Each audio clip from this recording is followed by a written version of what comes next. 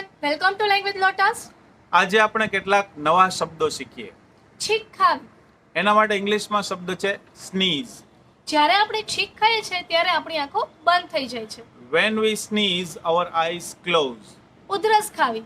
ઉધરસ ખાવા માટે ઇંગ્લિશમાં શબ્દ છે cough. આપણે કફ કહીએ પણ સાચો શબ્દ છે cough.